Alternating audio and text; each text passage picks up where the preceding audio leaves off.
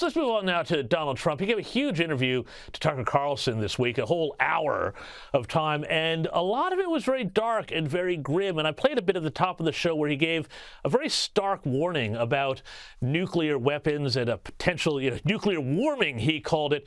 Mick, what did you make of the way Donald Trump laid out the world situation, and especially that very apocalyptic, dire threat that he kind of left hanging over everybody's heads? Yeah, I saw that part of in fact, I saw the whole interview, and I remember seeing that part of the interview and going, okay, I've seen that before. So, James, I'm going to tell you something. You might not believe it, but this is the God's honest truth. That's a speech he's given 100 times.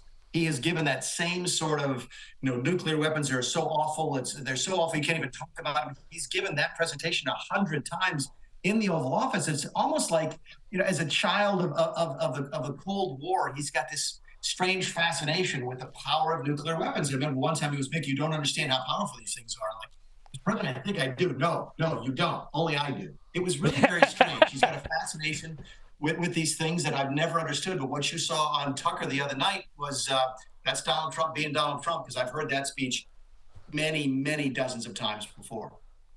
And now he's also suing Michael Cohen, his former attorney, who we've spoken about many times on this show, for a fairly nuclear sum, I guess you could say, about $500 million, claiming Cohen is spreading falsehoods. Now, Mick, how do you think this is going to play out?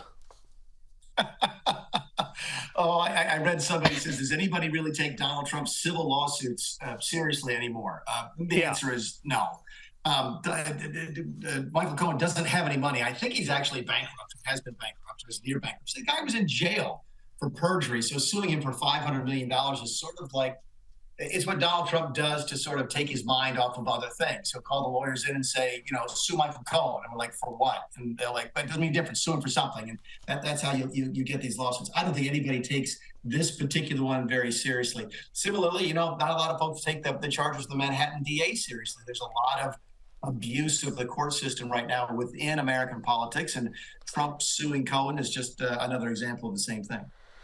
Yeah, indeed. I love this idea. Just, I'm bored. Let's go sue somebody. Do you want to play golf, sir? No, let's go sue somebody. Anyway, we mentioned at the top of the program here that Joe Biden has hinted, well, no, not hinted. He said that he's going to run again in 2024, yet he's not formally announcing. Mick, I'm just confused here about what is happening. I mean, is he running?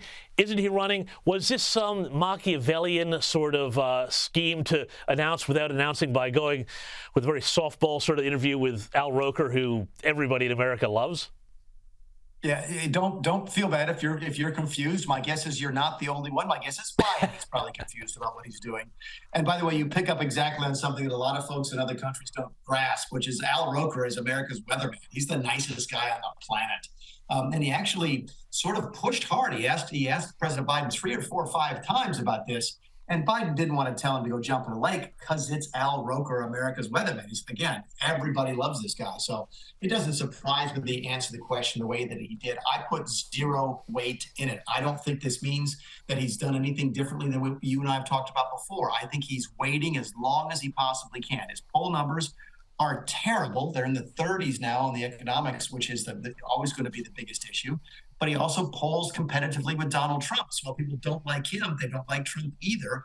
And if he thinks Trump is going to be the Republican candidate, Biden probably thinks he can win, and the Democrats probably think the same thing. But I think they're waiting as long as they possibly can. I think that is someplace in June or July. They could wait another couple of months before they really start impacting other people's decision making. So don't be surprised if there's more projected confusion coming out of the Biden camp over his election campaign.